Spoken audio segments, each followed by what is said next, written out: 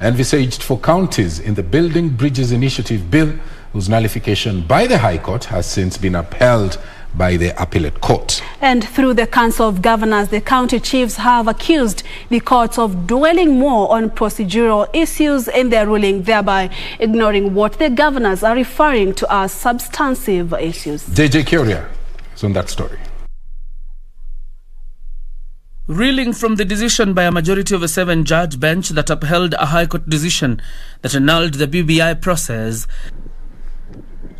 the Council of Governors, a key CoG in the BBI bill, now says the journey for the push to have increased county allocation is not yet over. Meru Governor Kiraitu Murungi, who chairs the Council's Legal Affairs Committee, throwing a swipe at the Court of Appeal, accusing it of ignoring substantive issues in the BBI bill. The Council of Governors supports the spirit of the BBI and the dream of ending divisive elections that result in electoral violence, ethnic antagonism and competition, and the fight against corruption.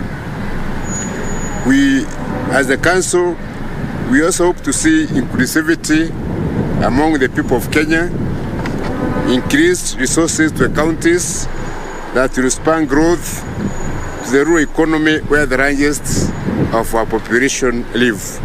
Kiraitu says the Council of Governors will now sponsor a bill that seeks to amend the Constitution through a parliamentary initiative, calling on both houses of Parliament to adopt a bipartisan approach in a bid to empower devolution. The Council of Governors will work with other stakeholders, including the Legal Affairs Committees on both the National Assembly and the Senate, to ensure that these amendments are passed through Parliament before the next general election. This is the moment to test the political will, the seriousness and genuineness of those, especially in the political class, who are supporting BBI. We expect them to come out strongly to support the bill which the CoG is going to sponsor. The Council is keen on pushing for the increment of county allocations from a minimum of 15% to 35%. They will also push for the amendment of Article 202 to ensure that the equitable share of revenue is based on the most recent audited accounts by the Auditor General in the event the National Assembly has not approved the audited accounts. On Article 204 on the Equalization Fund, governors want an amendment to increase it by another 10 years.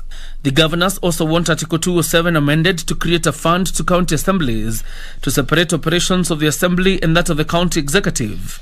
They are also seeking for amendments to allow for the 4-year moratorium for HELB loans for university students and a 7-year tax break for micro and small enterprises.